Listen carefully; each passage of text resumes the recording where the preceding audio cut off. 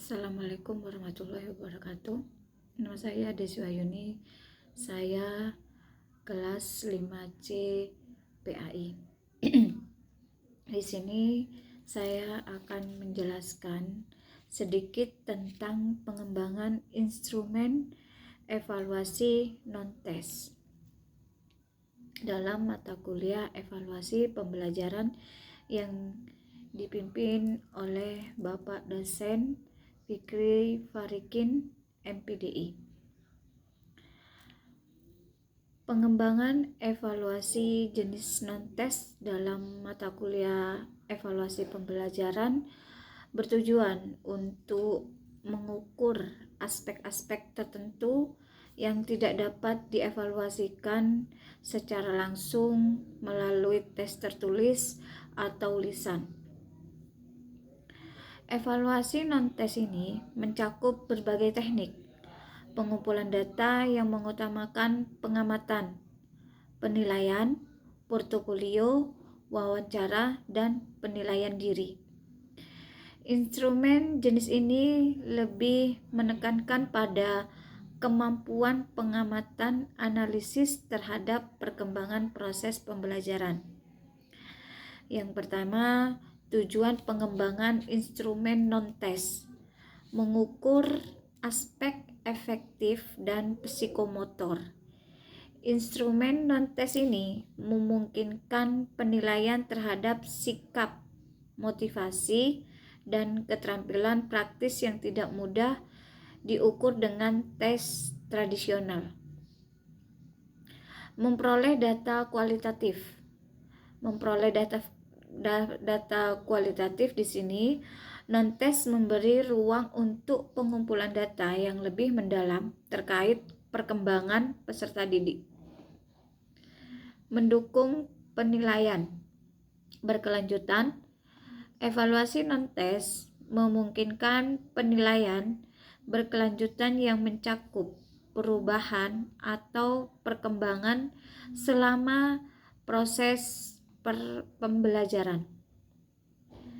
Yang kedua, jenis instrumen non-tes. Observasi atau pengamatan. Pengamatan dilakukan oleh pengajar atau evaluator untuk perilaku, keterampilan, dan interaksi peserta didik dalam proses pembelajaran.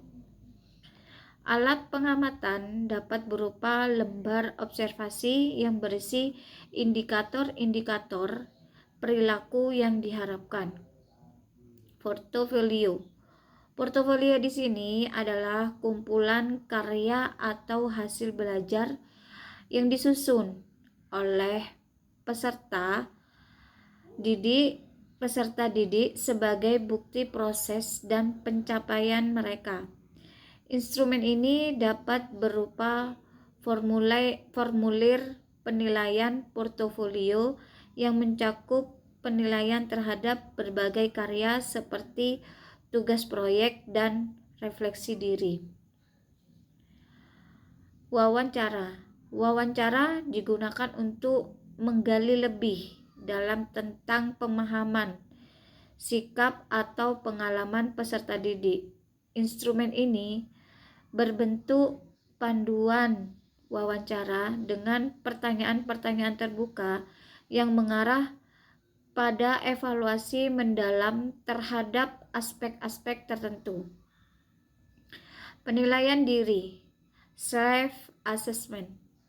Penilaian diri memberi kesempatan bagi peserta didik untuk mengevaluasi kinerja mereka sendiri. Instrumen ini berupa kuesioner penilaian diri yang mencakup pertanyaan terkait keterampilan, pengetahuan, dan sikap yang dimiliki oleh peserta didik. Ketiga, langkah-langkah pengembangan instrumen non-tes. Penentuan tujuan evaluasi. Sebelum mengembangkan instrumen, tentu terlebih dahulu tujuan evaluasi yang ingin dicapai seperti mengukur keterampilan praktis, pemahaman konseptual, atau sikap peserta didik. Pemilihan jenis instrumen. Pemilihan jenis instrumen harus sesuai dengan tujuan evaluasi, apakah itu observasi, portofolio, wawancara, atau penilaian diri. Sesuaikan instrumen dengan karakteristik materi pembelajaran dan peserta didik. Penyusunan indikator penilaian. Tentukan indikator atau kriteria yang jelas untuk setiap jenis instrumen. Misalnya dalam observasi, tentukan aspek yang akan diamati seperti komunikasi, kerjasama, dan keterampilan teknis. Pengujian instrumen. Lakukan uji coba terhadap instrumen yang telah disusun untuk memastikan kevalidan dan reliabilitasnya. Pengajuan ini bisa dilakukan melalui feedback dari rekan sejawat atau evaluasi terhadap penerapan instrumen pada peserta didik. Revisi dan penyempurnaan. Berdasarkan hasil uji coba, lakukan revisi atau penyempurnaan instrumen untuk meningkatkan efektivitas dan kesesuaiannya dalam mengukur tujuan evaluasi. Keuntungan instrumen evaluasi non-tes mengukur aspek non-kognitif. Instrumen ini efektif untuk menilai sikap, nilai, dan keterampilan praktis peserta didik. Menyediakan data kualitatif yang lebih mendalam dibandingkan dengan tes. Instrumen non-tes